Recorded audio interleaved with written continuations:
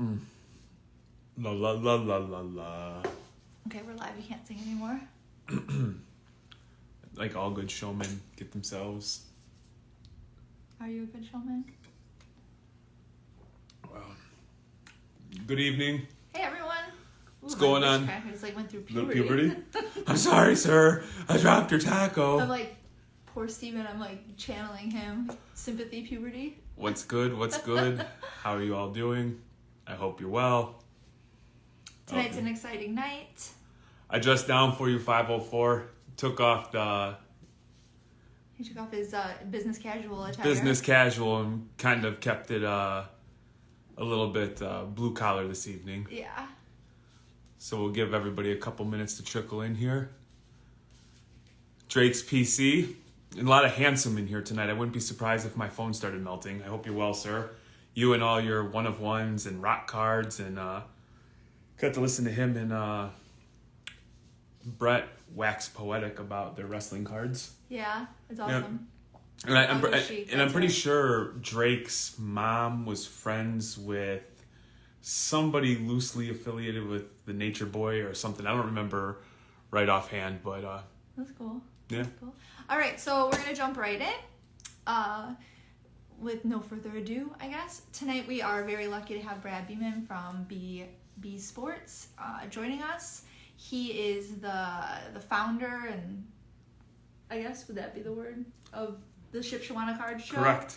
So I don't know if it's a founder. That seems like He puts it on. He is the man. He is the one. Well, and his family too. Correct. They But I'm are- going to give him a hard time later about that. Okay, so we won't start. And if you listened, apparently somebody anointed Ryan as the spokesperson of the hobby, and he said it's the best show, Yeah, and which speaks volumes and because we're that guy not- can go anywhere. We're not the spokesperson of the hobby, but it is my favorite show. So like that we go to. Correct. Like it's awesome. So tonight, Hobby Night School is about how to put on a show and how to put on a successful show. And seeing as we live in the Midwest, and this is, like, in my opinion, one of the very best shows in the Midwest, it seems only appropriate to have the person that puts it on telling us how to do something of this nature. So I'm gonna go Low ahead. key, Courtney just wants to do this so she can kiss some ass so she can get invited back. Yes, definitely. I would be sad if they didn't invite us back. All right, I'm going to add him now. Started. Are there many Amish collectors? I don't know. We will ask that. They would crush it. Yeah? They would crush it. So, we're just waiting for him to jump on with us. Are you sure you have to hit that button? What? I joined him. I'm gonna hire somebody to do this. I hire people for everything. Let's just. Oh, there he is. There he is. I got it. Jeremy's always like the hater. I'm not a hater. How are you, young man? How are you? I'm good. Good to see you guys. Thanks for having me on Reckless Cards. Yeah, thanks for joining us. We're excited to have you.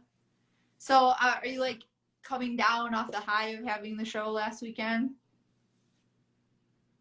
Yeah, definitely. I mean, I think almost the best part of the show is the first couple days afterwards, and just all the Shipshawana Show love that you get through the Instagram post. I absolutely love all the pickup tags. And so I spend a couple days. I honestly try to reply to every single card or comment that I'm tagged in, whether it be on Twitter, Facebook, Instagram. And that's one of my favorite parts, just that it means enough to people that they took the time to post something, whether they visited the show or whether they set up at the show. I love going out and seeing all the comments and seeing that, the show means something to people. It's got to be an incredible feeling because to our kids, we're just mom and dad. We're the jerks that make them do homework and clean their room. They don't know you from anybody, but then when they're watching YouTube and they see Ryan giving you a shout out saying it's his favorite show, to my kids, that's a big deal. And they said, we're at that show. We participated. We got pictures. So that's got to be a good feeling for you that somebody like that with that kind of notoriety is singing your praises.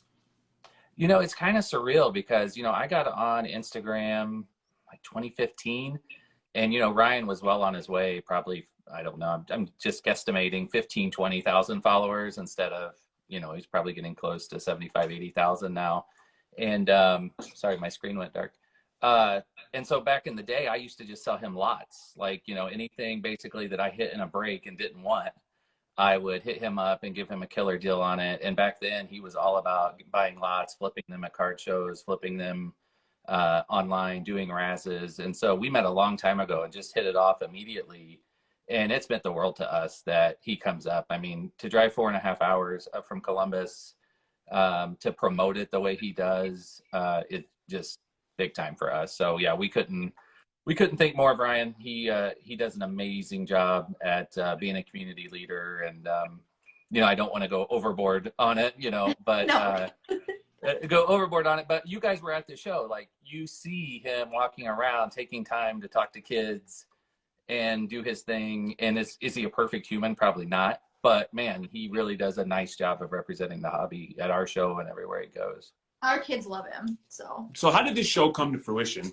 And how is it that you chose Shipshewana out in the middle of nowhere where if you're not paying attention, you're going to run over a horse and buggy?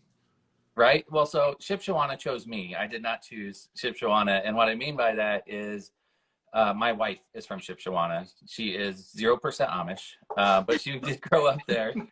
And so she lives there, or she grew up there, and her family actually owns the flea market across the street. So a lot of people have said, like, why do you have a Memorial Day or Labor Day show? That's kind of bizarre that's worked for you guys.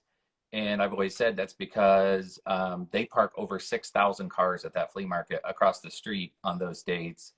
And that, you know, we're going to get our normal collectors, and then we're going to get people that are just walking across the street over to our the beautiful facility. I couldn't be happier with the facility and venue it's that we such a use. nice facility. Yeah. So we're super pumped about that, and we get all that cross traffic from the flea market. So in the morning, it's like hardcore. Oh, did he freeze? Or did we freeze? Lose ya? No, you're there. Okay. Sorry about that. I've discovered that every time my phone gets dark, I'm going to have to tap it. So if you see me hitting Courtney, it's just That's fine. Better you than me tonight. right.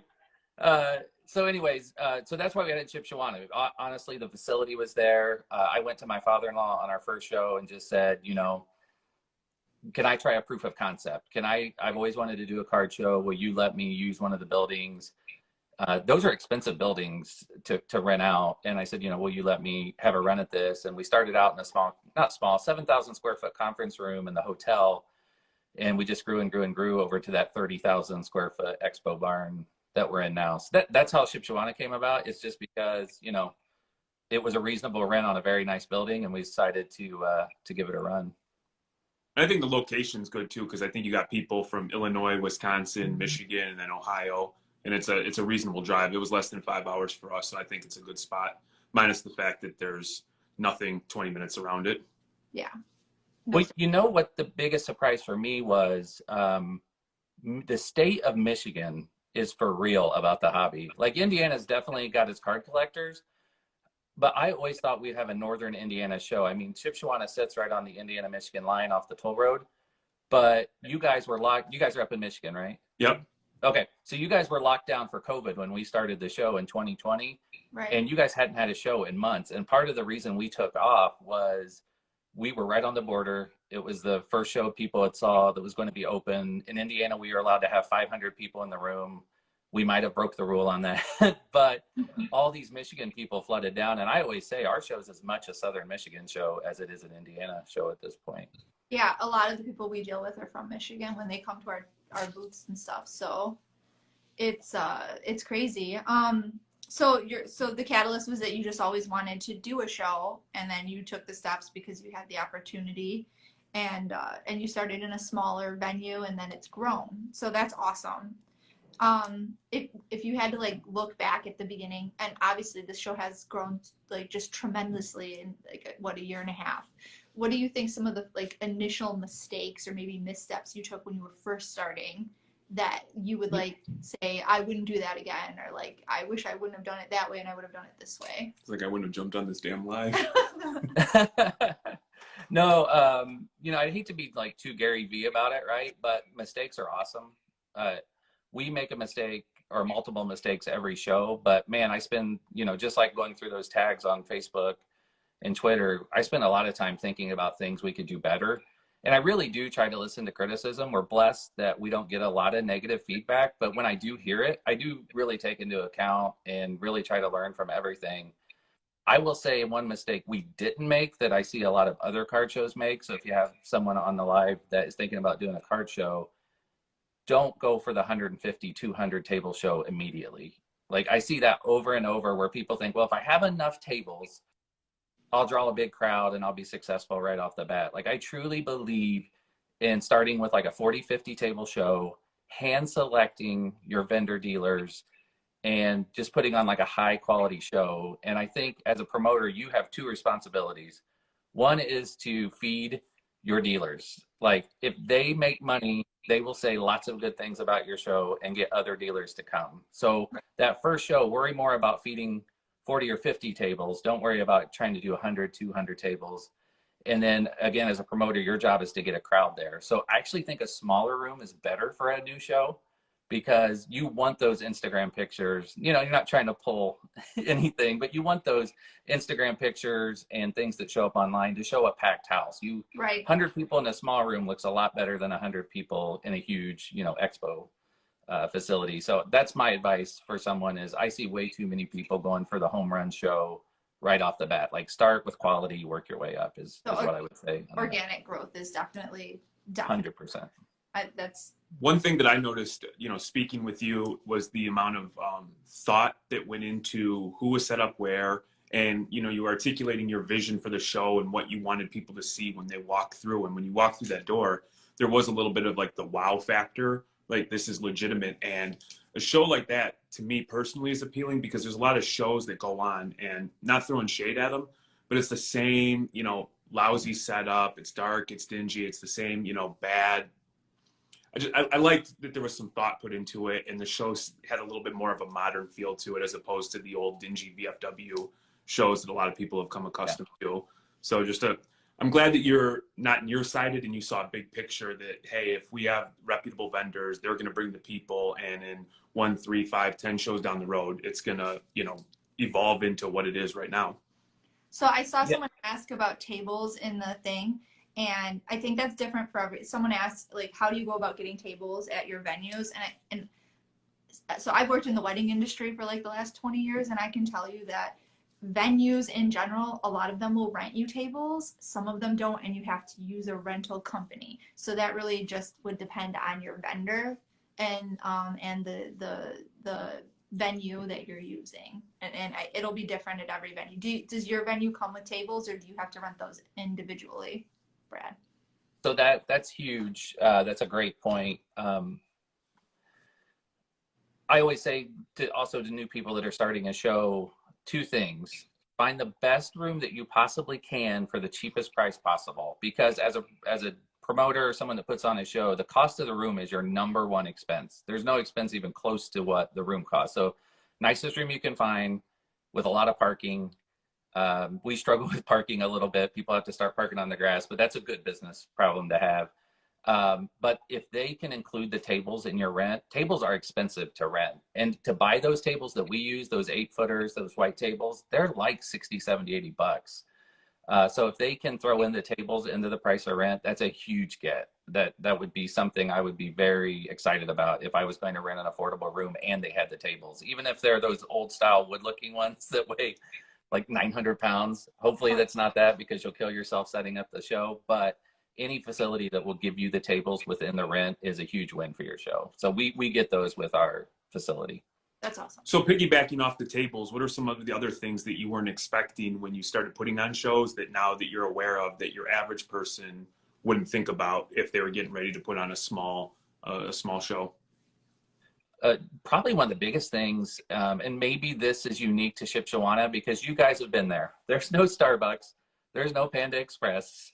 There's Amish baked goods and soft pretzels and dried noodles, Amish noodles. Don't forget about the gas station Subway.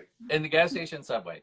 So one thing that we made the mistake on our first few shows, people were completely dehydrated because, you know, they did not want to leave the show to go get drinks.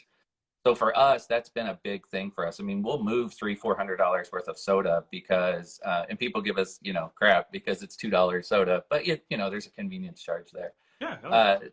But that was one of the biggest thing was we realized that there's an opportunity here to people don't want to leave the show. So as much as you can provide to people while they're in the show, we're actually thinking about trying to get a coffee truck, frozen and, you know, hot coffee at the next one for the morning crowd. And then, as you guys know, we have an amazing food truck that comes out about 11 o'clock to 3 o'clock. They have wonderful food. So that's been an awesome ad for us too. So the more you can keep people at the show, provide your own refreshments, get a food truck, that might not be a first show thing to do, but that's somewhere you want to go. Because the longer you can keep people on the property, the better it is for the dealers. That's awesome. So you're talking about from the start to where you're at now, what are some of the plans to make the show bigger and better moving forward? Or do you have any ideas or things that, like, you know, bouncing around in your brain that you would like to try to make it truly one of the premier shows in the Midwest? Yeah, and I'll back up just a second. Another thing that I think helps us that was probably an early mistake was we tried to be a monthly show. Our first 3 shows were back to back to back, September, October, November. And you do start to see that repetitiveness in cards. You do start to see the crowds kind of fluctuate. If you do a quarterly show, I really think that you can turn it more. I always want our show to be an event, not a show, if that makes any sense. That's why we recently kind of rebranded a little bit and changed from the Shipshewana Card Show to Shipshewana Card Fest. Mm-hmm. The only reason I changed that wording was because I wanted to feel more like an event, a quarterly event that people get excited about and they come into town for. So really, I think if you're in a big city, a monthly show makes a lot of sense. But if you're trying to pull in someone into a small town or something like that, I'd almost suggest the quarterly show. But to expand upon what you asked, what we're looking at doing is expanding trade night in a lot of ways. I don't know exactly what that looks like, but trade night's been a very cool add-on for us. I think it works for Shipshewana because it makes sense to spend the night before because we're out in the middle of nowhere. And if we can provide you guys with entertainment, another revenue source, we really want to do that. So I would like to make trade night really cool. Like maybe have a DJ, maybe have a lot of food options, maybe have a food truck pull into the venue. So those are just things bouncing around my head. But I think the expansion of trade night is really what I feel like people are giving me the most feedback that they've liked that we've done. But I also would suggest if you do a card show, every time you do a show, add something new. If it fails, it fails, but you might catch lightning in a bottle and really get something that appeals to people. So we would like to try a 2-day show at one point. But the only thing I worry about, I've been to a lot of 2-day shows where the second day is really average, and right. I don't want average. I want at least for part of the day to feel like you're almost overwhelmed. And we get that effect a little bit in the morning at our show. It is. It's.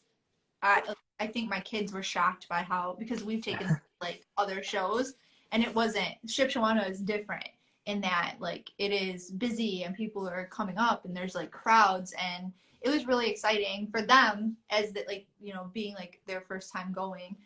We did trade night for the first time, and I agree with you that trade, like everyone that had gone to trade night the night before and then also did the show, we're talking about how much of a value add trade night was for them, and we personally had a great time at trade. Or I mean, I didn't because I didn't get to go, but Jeremy had a great time at trade night. I got tons of text messages about how cool it was and, you know, how awesome it was trading with and doing deals with people the night before the show, and like kind of people seeing what you have in advance and like having an idea the next day of going into the show, like what day you're looking maybe for. Well, and I think the coolest thing for me is when a vendor, or, and I'll use those words interchangeably, a vendor, a dealer, when they say, man, I made my night tonight, so tomorrow is like all gravy for me, or I'm going to reinvest money back in the show tomorrow. Or when a guy comes to trade night that's not setting up but is a visitor and he says, man, I sold so much tonight that I'm really going to buy something tomorrow. Like I almost feel like it funds the show at even a higher level. Like it puts more cash in people's pocket to really enjoy the show even more the next day. So there is some economic advantages to it as well. But, you know, you came to the trade night. It's a little bit, I've gotten comments that people really liked it because there was a lot of room to spread out because we used the same venue to do it in.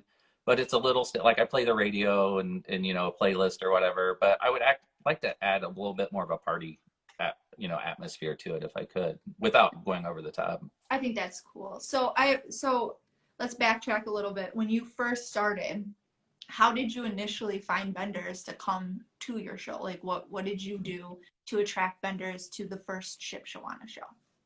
Yeah, I mean, I think the biggest thing was to make a list of what I wanted at the show, what I didn't want. And if anyone's watching this that flips retail, I love you. I don't mean this in a bad way, but I did not want Get 'em! tables. Get 'em! Retail flippers. I'm not against it. Do your hustle. I'm fine with it. But I've always said I want my show to be a singles show. Like, and I hope you guys feel that when you come, that it's a singles driven show.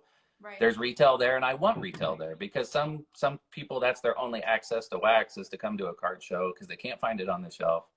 They can't afford it on eBay, but maybe someone's blowing it out at my show at their table. So I always wanted to be singles driven. So, I mean, what I basically did was I made a list of everyone that I love dealing with at my local shows.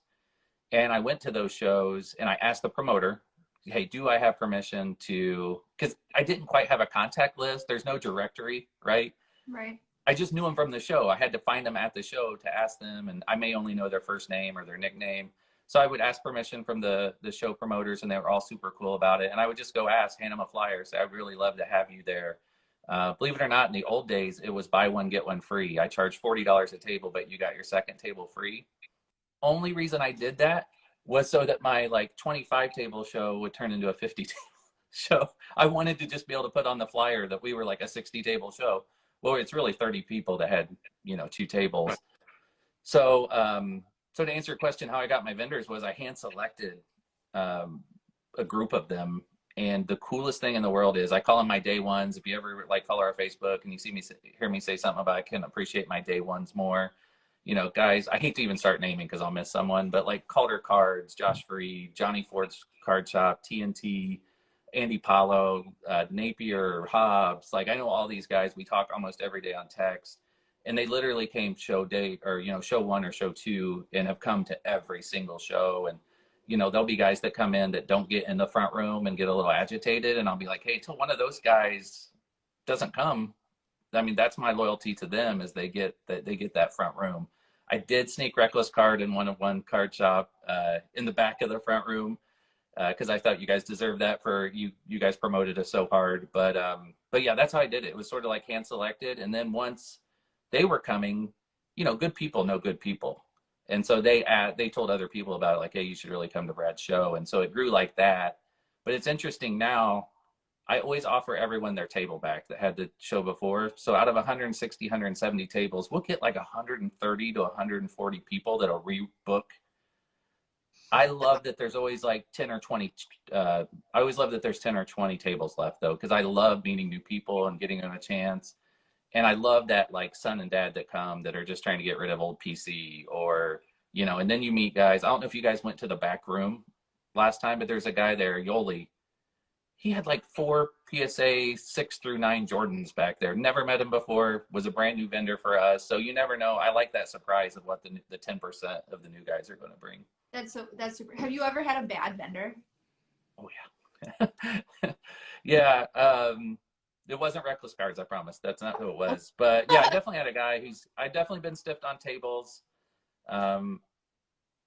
I feel like I'm one of the nicest guys you're going to meet, but if you stiff me on tables, you're not coming back. And so I've had a little bit of that. But most part, 99%, the hobby has really good characters and people in it that are always welcome back every time. I will tell you the biggest pet peeve of a vendor ever, even bigger than not paying for your tables, is no call, no shows. We never had a problem with that. We had 4 out of 166 tables, I think we had at the last show. We had 4 no-shows, and it just kills your soul because you have a waiting list and you could have moved those tables to someone. Yeah. Anyone that sets up at a show, if you can't make it, please, even if it's an hour before the show, email, text, whatever, the person putting on the show, because it's huge to let us know so that we can try to recoup that. Right. It's amazing. A little honesty will go a long ways. People understand life happens and, it might be, less than ideal, but at least if they're honest, you can salvage the relationship and there's always the next one. Right. And so now that your show sells it sells. Hold on, thought before I forget, because I'm scatterbrained. I like the idea of with the rooms, and it almost, to me, like the competitor in me, it forces, if I'm a vendor and I want to be in the prime spot, it's going to force me to step my game up to make sure I'm either buying more, selling more, having better deals, promoting the show more, whatever the case may be. And if everybody's operating that same way, it kind of levels up, and then the whole show rises to being an incredible experience. My opinion. I'm sorry. Go ahead, ma'am. Okay. She's pinching my leg so damn hard right now. He never stops talking. No, okay. So now that your show, I mean, you said it yourself, you have 130 pretty much. That's a lot. That like incredible retention. Insane retention. Like people wish that they had that kind of retention with almost any other business. When you have people that like reach out to you and they're like, hey, we really want to come to your show, like how do you determine at this point, because your show is so desirable, if you're going to take them? And if you do take them, or if you decide not to take them, or like what are some like red flags when you're talking to someone that makes you decide like, maybe I don't want this person, or I definitely want this dealer? Like talk about that a little. How do the people impress Brad? Yeah.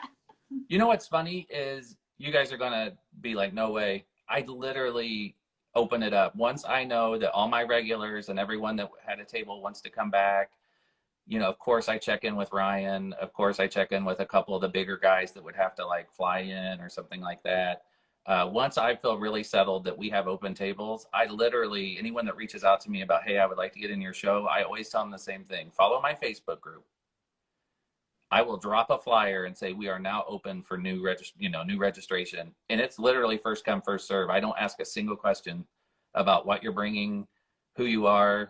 I just literally, those last 10, 20 tables completely chance it. Probably not the best business model in the world, but I kind of like that feeling, that surprise of what are you going to bring? I've been blown away. Like I've never had anyone where I'm like, I cannot believe they brought that. And I will say this too, even the guy that brings 1987 Topps baseball, there's someone that comes to my show that is trying to complete a 1987 Topps baseball set. So there's really no parameters. There's more parameters on the front room.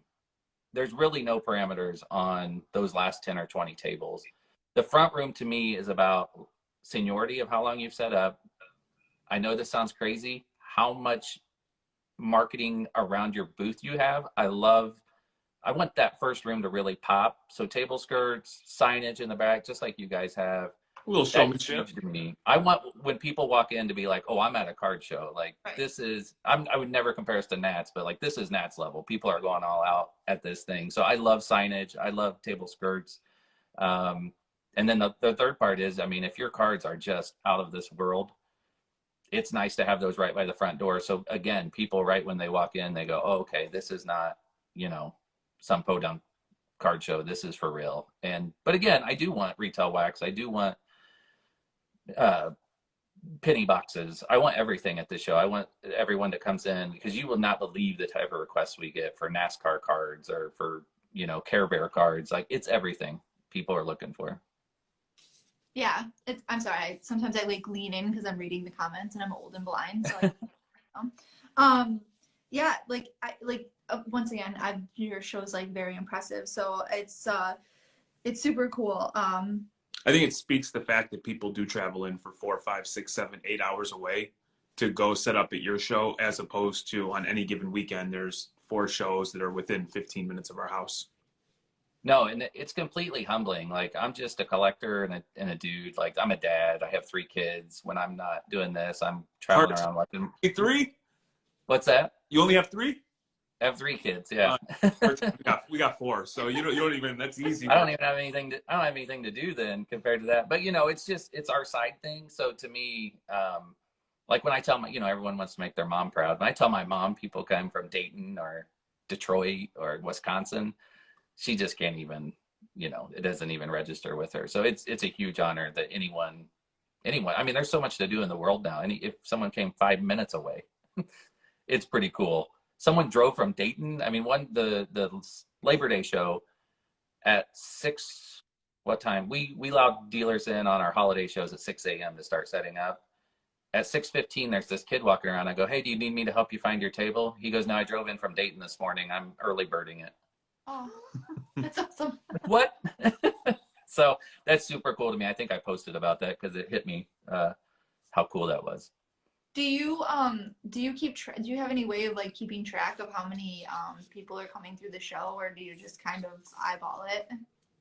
So that's, you asked about mistakes. That's my biggest mistake. I really need someone to stand by the door at some point and, you know, click the clicker, or on the iPad. The clicker is probably like old. People probably just use like an app or something now. But I really need to do that because the guesses on how many people attend vary so much. And I never want to be that guy that's like 4,000 people come through my show when it's 900. But we've estimated a couple times slightly over 1,000. But I don't know. I mean, you guys are there. This last show we did had one of the best peaks we've ever had. I mean, it was really slamming from 9:30 to 11:30, but then it cooled off faster than any shows. People, I think, had things to do in the afternoon because it kind of cooled off. But the cool thing was people that stayed by. So a lot of people said, or bought. So a lot of people, the dealers said that even though it slowed down, they actually sold more from 1 to 3. So I think we had our bigger sales towards the end of the night, or at day, I guess it wasn't night. But like I feel like the people who stayed and were there to, like, they came to buy specific things, and I think that they were waiting out like the crowds. So I still felt like there was definitely value in the later half of the show. We definitely weren't like, oh, we should back up because there's nobody here. I did not feel that the whole time. Yeah, we were transacting even after the show closed. As we were loading up, we were still Yeah. selling. that's awesome. On the way out to the car, people were like, oh, do you still have that card? And I'm like, yeah, meet me at my trunk. So I'll just give it to you. Felt like drug dealers, you know, exchanging cash in the trunk, looking over our shoulders. Well, the funny thing is too, and I always feel bad when this happens, but you know, I'll ask people at the end of the show when they're packing up, so do you have a good day? And people say, oh, it's so fun. I bought a lot of things I was looking for, and I sold a lot. But then some people will go, you know, your show has such a reputation that I thought I would sell 4,000 or 5,000. I only sold like $1,800 worth of cards, and I'm like, dude, that's pretty good. Like when I used to set up in 2013, 2014, if you could pay for your table and buy Mexican food on the way home, good day, right? Like, but I also understand prices have gone up so much on cards that it's a different ball game for what you have in them and what you need to get back out of them. So that's one thing I try to watch, is that I don't beat myself up too much if a guy came in under expectations, because, you know, as a promoter, I feel like all I can do is bring a crowd, right? Like 1,800 is so good. So yeah. cards. I have to say, I feel often. Everybody has iPhones though, so nobody's gonna pay $500 for your $250 card. Pricing does better. It does. Although our son will gladly pay that because he is the king of, you know, paying triple what comps are. He is terrible about that. Like he sees, he's like, ooh, shiny card, I want this. I'm going to pay, like, oh, you have $25 on this? Okay, I'll pay you. I'll stamp a $25 sticker on all yours, young man. I know, it's so funny. He's just terrible. He loves cards. He's bad. Dope Card says it right there. If you price your cards correctly, it'll sell. Agreed. And we are by that, you know, mantra when we set up. I do have to say, I think hidden value that people don't realize, especially in like, because so many people came into like the new people in the hobby came in during like COVID, and it was a lot of like online stuff and like Instagram and like eBay and getting into it in that way. Like the face-to-face like deals at shows and like the camaraderie, the networking, you know, the making those connections where like you see each other at multiple shows, or you know what this person wants, or, you know, just like making like actual friends with equal interests in something that you're into, yeah, is something that's like invaluable at shows, in my opinion. So you know what someone in this audience needs, or in the live needs to invent, is some way, it's impossible, but some way to track card show sales as comps. Because I mean, that's the real deal to me. I mean, I guess there's things that fluctuate that market too, but man, we all live and die by eBay. But you know, you see that same card out in the wild in a card show. There's different prices that those will go for, but there's a lot of data we're missing out on by not capturing card show sales. Yeah, it would be like, or like sales outside of eBay in general. Like yeah, true. I sold 3 cards today on TikTok. So like at some point, like those should be comped. I don't know how you would do that unless there's some kind of giant spreadsheet that everybody just agrees to put what they sold their cards for. I will tell you the greatest thing about your show, and even if I didn't have a single card to sell, is I would still purchase a table and sit there and buy people's cards. Yeah. It is That's an awesome, like, that's all I did was buy the entire time. Yeah, we brought the kids, and me and the kids pretty much handled the tables and selling and negotiating with people. And Jeremy just sat there and bought cards as people brought them to us. So that is such a like great point, because a hidden thing that makes a card show great, and I have no control over this, zero, but we've gotten lucky. You gotta have buyers in the tables. Like, obviously some people are there just to sell their stuff, and that's fine. That's kind of more how I set up the card shows. I really wasn't there to buy. But I mean, we have guys that buy for repacks. We have guys that have card stores. And I mean, that puts so much cash into the show, because rarely does someone sell their cards to Reckless Cards and then just walk straight out the door. Usually they reinvest that into something else, and that puts money into another dealer's pocket. So that's a very hidden thing that really helps a card show, is if your buyer or your tables are actually taking money in or giving money out, not just taking it in. And it really props up and makes the show great. So that is huge. So thank you guys for being one of those people. Not saying you have to buy every card that walks up, but when you see the right deal, Yeah. It really helps the show. It was awesome to see the kids. We did the kids packs, and I'm sure there's other people giving kids cards away to kids, but watching the kids go and take a slab out of something they got for free, finding somebody to buy it, go buy a card at another table, know exactly where to take that card, and with, like, you know, minimal liquidity at the beginning of the show, walk away with a card they really coveted or some cash in hand, was actually pretty awesome. And you know, I think, you know, transacting with the kids and showing them that if they put in the effort that they can come up, I think is great for the future, because, you know, they go in with an optimistic attitude. And there was a kid there who wanted a Kobe auto. I didn't think he had a chance, and when he left the day with the Kobe autograph card. You Well, let me ask you guys, because you guys see more of the transactions. I'm just trying to make sure no one slips and falls or no cards get stolen and things of that nature. Are you guys seeing people trying to get out of those base rookie cards that are sort of, and trying to get into your short print stuff? And how do you handle that? Or you just stand away? because we're not buying base right now. That is the one Except thing. the kids that would come up and want to trade. Yeah, we would. I trade. felt like obligated, like, you know, 5, 10, 15 bucks isn't going to make or break us. It's less than ideal, like, when you compound it.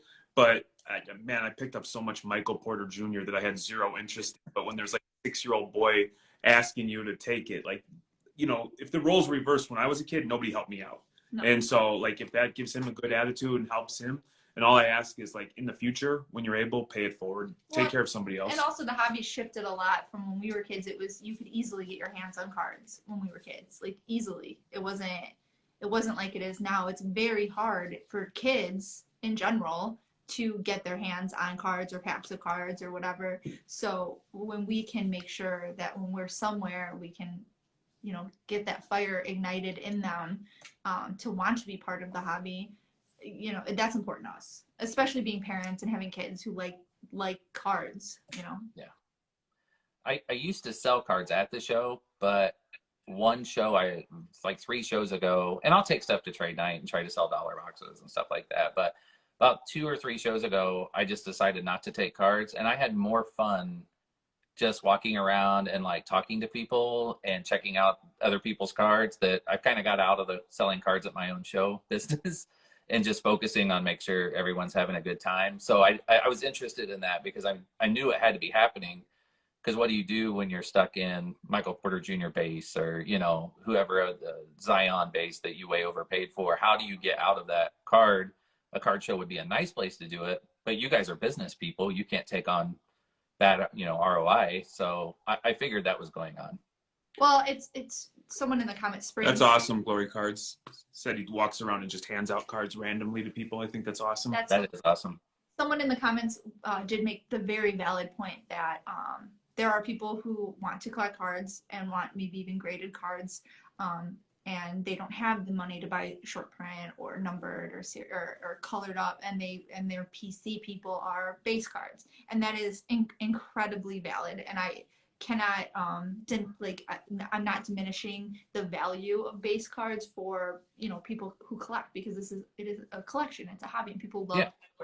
We're passionate about it. So all I'm saying is, like, when we are at the show, we're not buying base because we can get tons of base almost for nothing at this point.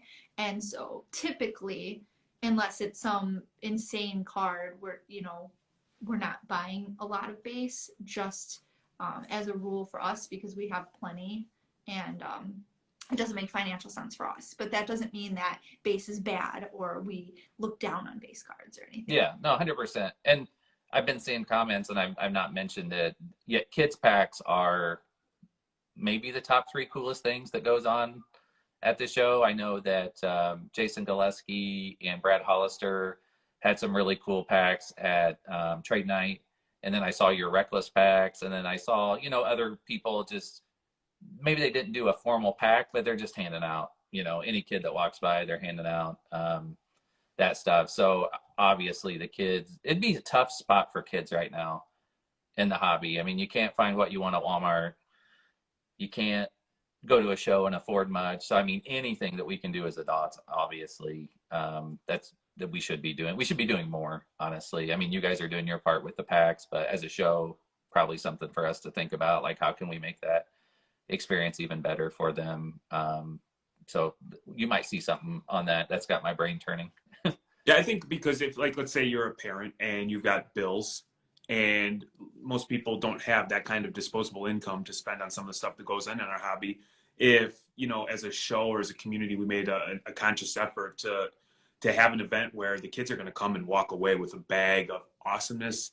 Everybody gets to have a great time. Mom and dad get to look at cards that they're interested in. They don't have to worry about the financial burden of buying their kids something, because they're going to walk out with a bag of cards that they don't care if it's a PSA 10. It's something they can hold, they can look at, they can put in their bike, whatever they do with it, and have a good time. I definitely want a Steph Curry base rookie. That's actually on my list. He said in the comments, I guess you don't want a Steph Curry. I do want that. I said, unless it's some kind of crazy thing. So, and not that stuff's crazy, but base Steph rookie card is not the same as like a Bol base rookie card.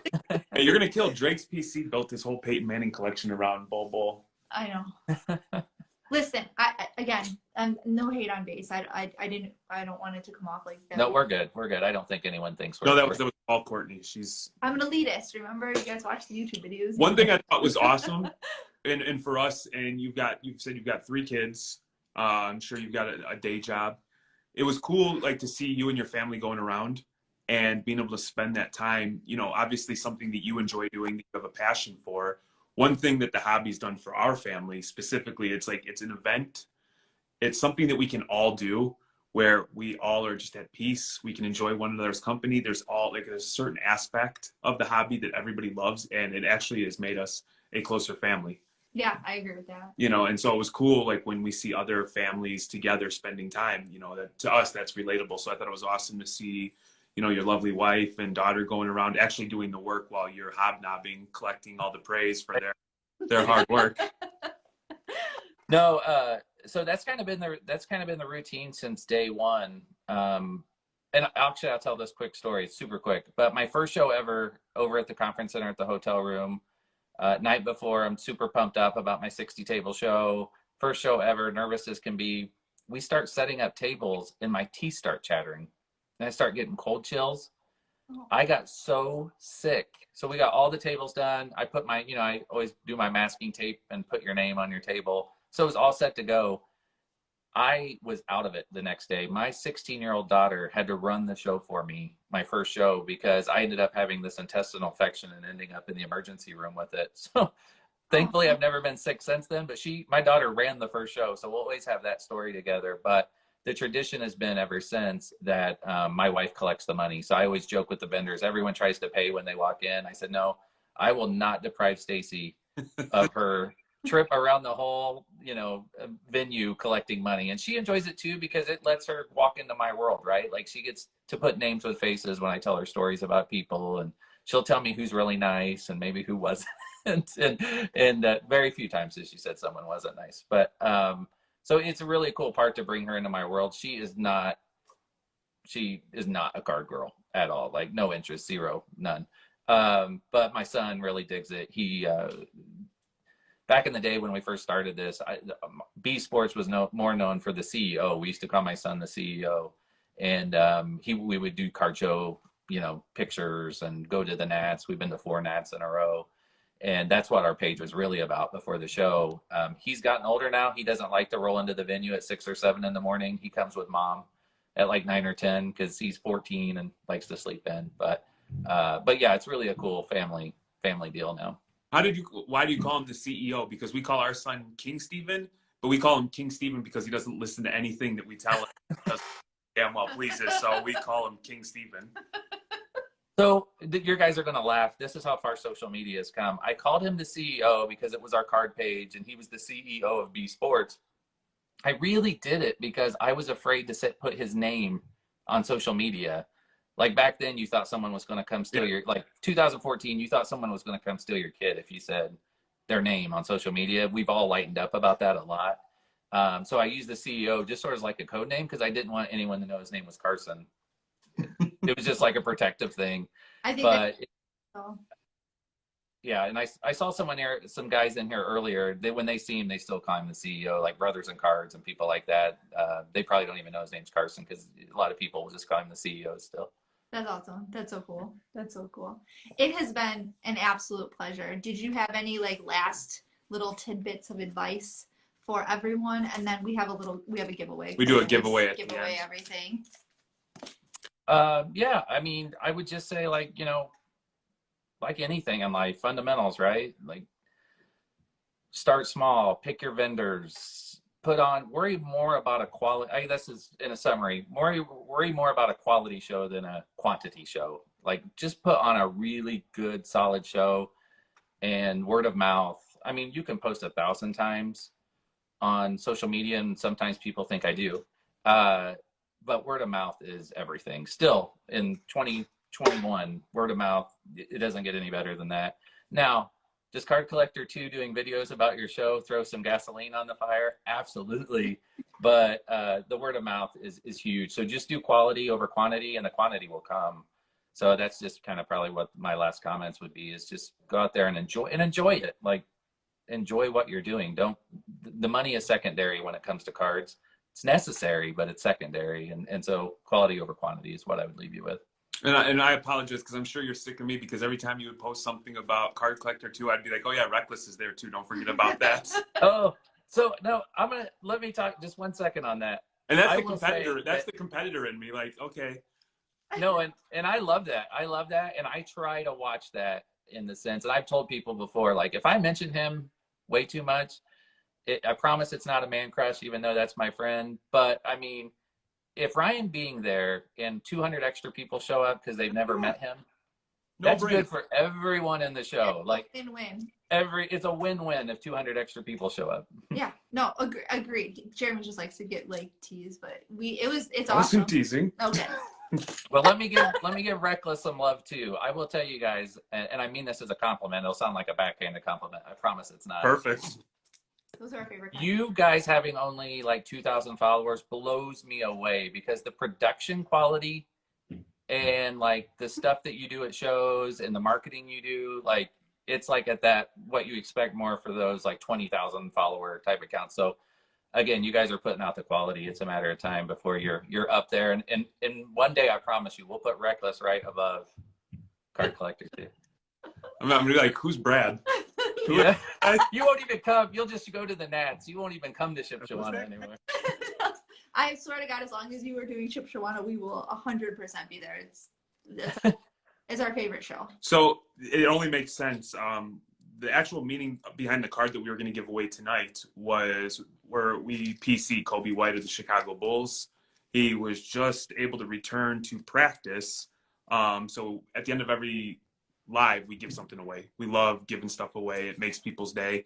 And so we let the guest, draw on a piece of paper, number between 1 and 50, and then whatever number you see first. 1 and 20. 50. There's too many people in here. Okay. 1 and 50. Whoever sees it, whatever number you see first gets it. And we're gonna do a PSA 10 Kobe White slab base because Miss Elitist over here doesn't have time for base. Captain 1 of 1. Jesus. So I need a pen to write. Let me grab a pen. Yeah, because card porn will destroy you, Brad. Weird. They'll think that you're lying and you're trying to hook your friend up with the Kobe White base slab. So once he writes it down and says he writes it down, then you guys can start guessing the number, because if you guess when he's not looking, you're gonna miss out. So just wait. So let me know when I'm supposed to show it. After you're gonna watch the feed. Can you see the people commenting? Yeah, I see someone crying, but Okay, so as you see the number that you picked, then you say their handle, and then that's it. That's how they win. And then gotcha. when you inevitably put your number and he doesn't say it, you guys can send all your nasty notes to him.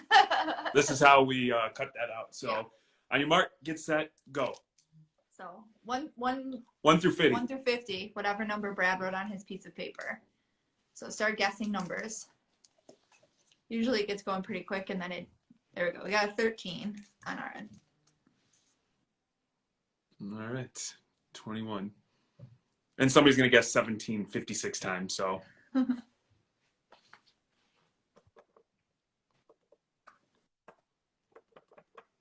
Oh. That would be my guess. All right.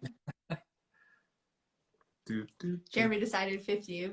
Yeah, this is well, I mean, based on the volume of people in the room, I thought. That you wanted to take. Yeah. We did 1 through 20. We did 1 through 20 last time, and it took people 150 guesses. Oh, this is my bad. We should have gone 1 through 20. You're 100% right.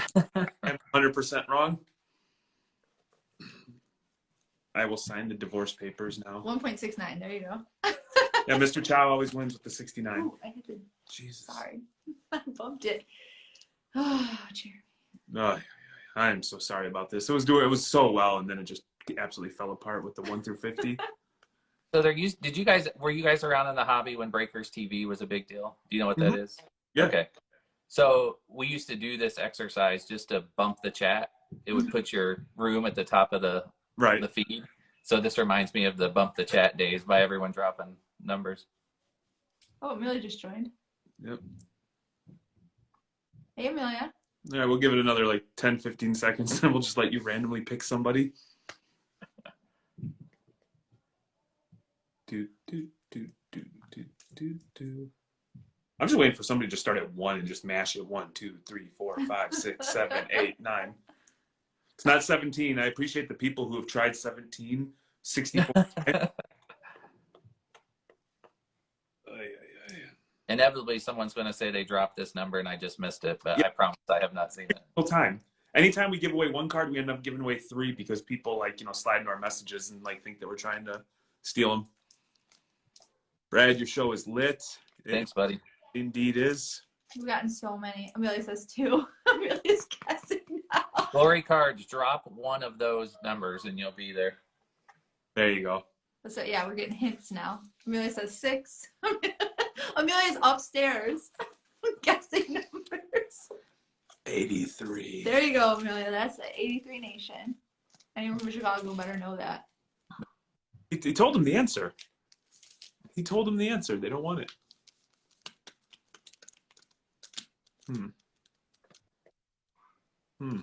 Sounds to me like it was a single digit number. I might just give somebody something if they guess 17 again. You guys aren't getting too close. There you go, Grayson Cards. Grayson Cards got it? All right, actually, Yeah. Grayson Cards. Slide into the DMs, Grayson, with your address. Okay? Sir, it was an incredible pleasure to be, for you to grace us with your presence. You know what I mean?